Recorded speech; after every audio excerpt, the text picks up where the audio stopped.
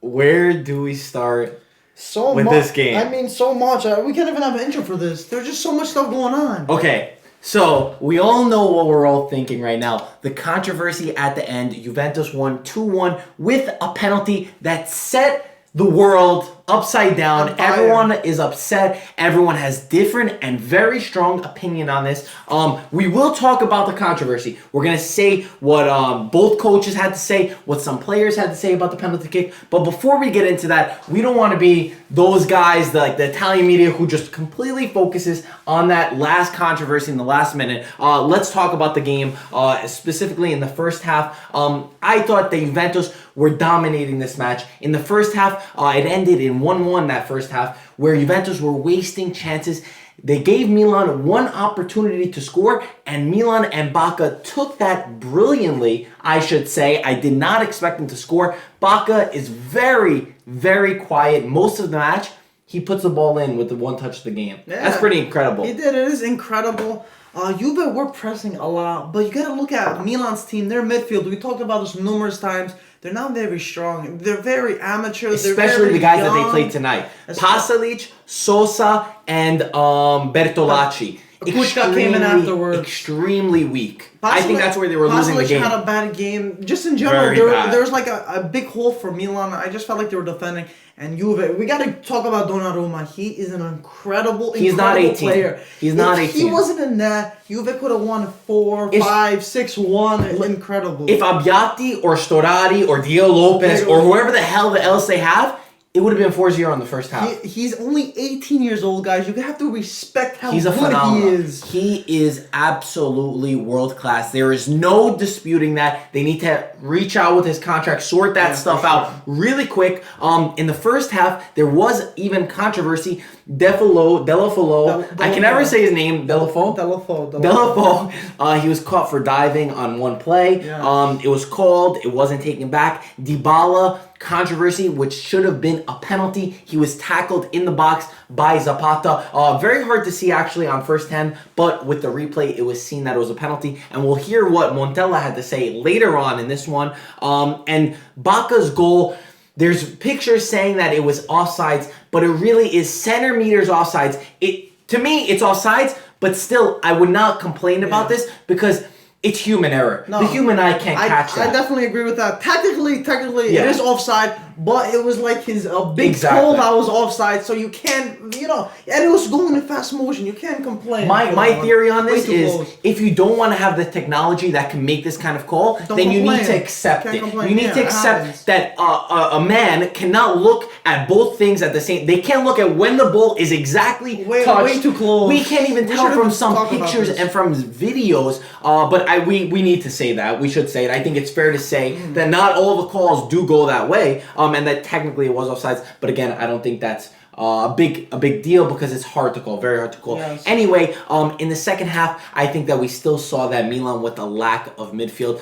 It was tough to go forward. At times, even their defense was letting them down, and Juve just kept pounding away, but could not get the ball in the back of the net, which then led to the 94-30 minute with only 4 minutes of extra time. 30 seconds into it, Sosa was just sent off, and Juve are given a penalty on a handball from Mattia De Sciglio, the captain of the night. After Juve almost scored seconds before that, they're given a penalty. Paulo Dybala scores from the spot. We didn't think so much to talk about. We didn't even think it was a penalty at first because they were talking with the second the second linesman over there. So we're like, "Whoa, he's gonna give it?" At first, it was given, and then they needed some talking. Everyone was going in each other's faces. There was controversy, but at the end of the day, it was given that penalty. What you mentioned something that's actually a very important part of this story. If it was a penalty or if it was not a penalty, and we'll give our opinion on this. The official referee, the main referee, made the call and not the guy behind the goal, and it seemed like the guy behind the goal would have had a better view of it technically. To me, this is a thing that I could see it. If it's given, I see why it's given. If it's not given, I see why it's not given. Because his arm,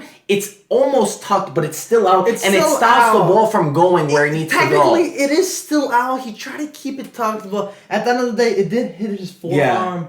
It's close. It's very harsh. It was the last kick of the game, yes. too. That's another reason. And the thing is, what's talked about is that this was 30 seconds after the 4 minutes of extra time. Yeah. But if you realize, Sosa was given a red card, a second yellow. Add on to that time. And he went back to the referee and complained, actually. And then him and Khedira pushed each other.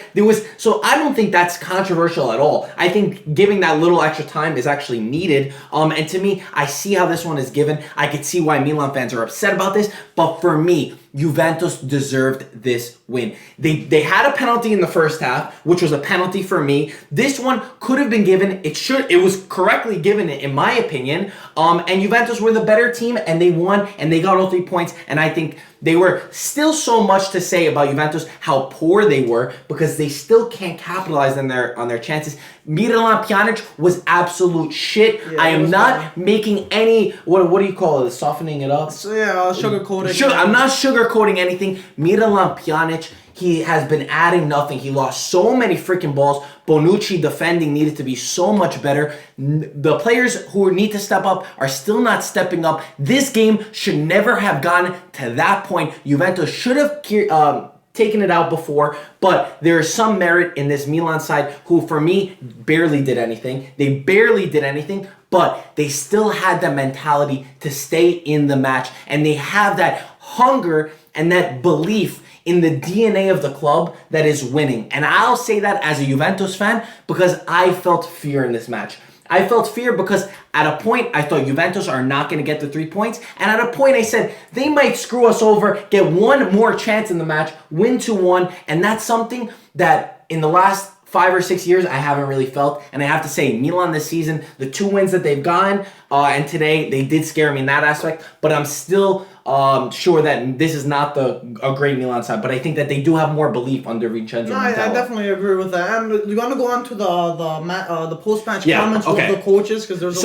I'll start with the coaches with Max Allegri. He says, when the call goes against us, no one says anything. When the call goes in our favor, chaos erupts. And Vincenzo Montella actually said, it's disappointing, but it happens. It's hard to not blame the referees today, but let's let them make their mistakes in peace. Montella actually then went on to say that Juve should have had a penalty with Paulo Dybala. And Montella actually did say that Juventus deserved the victory, but he thought that it could have ended in a draw too. Yeah, I mean, I want to go to Allegri. I agree with him too.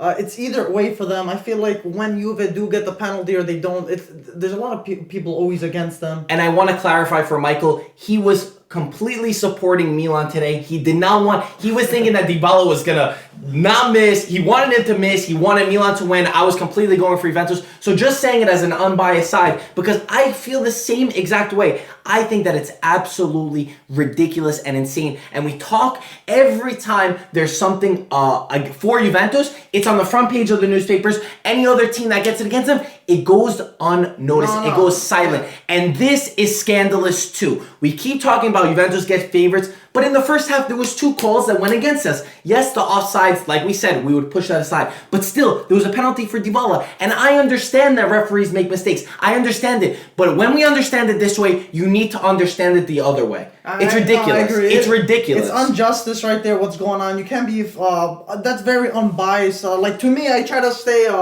even though I was rooting for Milan a little bit more, I can see both sides, and I can see there's a lot of controversy always against Juventus, especially in these decisions. If this happened for Milan, I don't feel like it wouldn't be as crazy, like, they're paying the refs or something like that. It's insane. It's insane. Donnarumma, actually, after the game, he walked off and he said, it's not possible. It's always for them.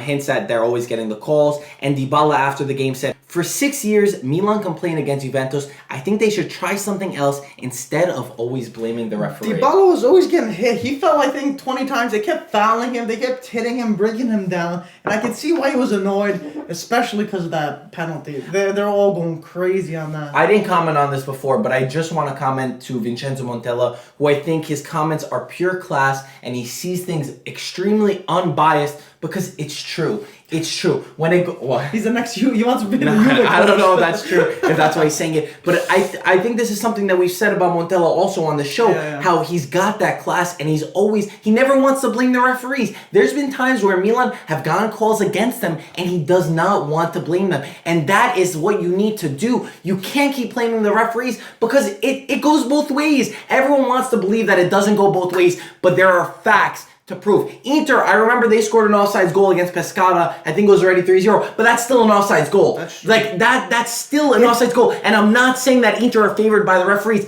I'm simply saying that referees make mistakes. Do I think that referees help out the big teams sometimes, that they're persuaded by the big teams? Yes. Do I think that sometimes the referees go against the big teams because they're big teams? Yes. I agree with you on that one, but I do believe over here, if you're going to criticize a team, you got to criticize the team you're supporting also. You can't just be one-sided because it's biased. And but how many times have I said, oh, that wasn't the correct call for Juve? No, yeah, come on. I agree with that. I just don't like either maybe Milan, like especially this Milan fans and Juve fans, not looking at their side rather than just going against it, and not believing it's their fault. By the way, I could feel hard done by the Milan fans. If I was a Milan fan, I could see how you feel hard done. Yeah, like I understand it. But you gotta look at what happened. You could arguably, if you're a Milan fan right now, I'm just picking them. I'll pick Juve too. You could have said Baca offside goal. That shouldn't count. Dybala should have got another penalty. You can look at it from that side, or you can look at it from Juve's side too. They felt like it wasn't.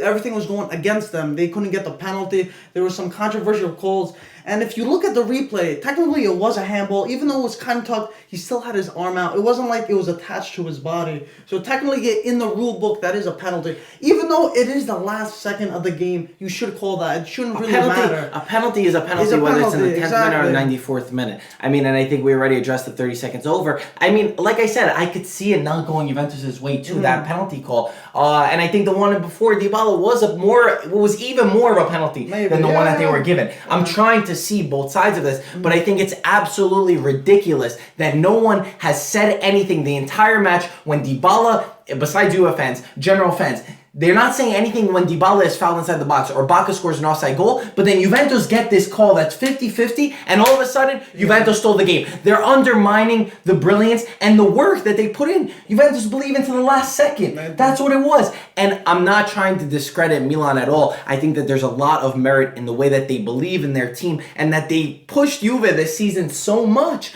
But I think that we need to stop with this bullshit calls, this bullshit blaming of the referee. But the refereeing in Italy and the Serie A this season has seen some atrocious calls. And my personal opinion on this is that we need to give more confidence to the referees. I feel like they feel a lot of pressure on their shoulders that they need to call certain things. And I think they need to have a meeting with some of the guys at Serie A and feel some embodiment, because there are some really, really bad calls. There's some bad officiating, but I feel like that's adding even more to the pressure. They're almost scared to call something wrong, call something right. I'm surprised they made that call. I'm surprised. It takes a lot of courage to make that call. It looked like they were calling it back. It really did look like. I was so unsure what was going on.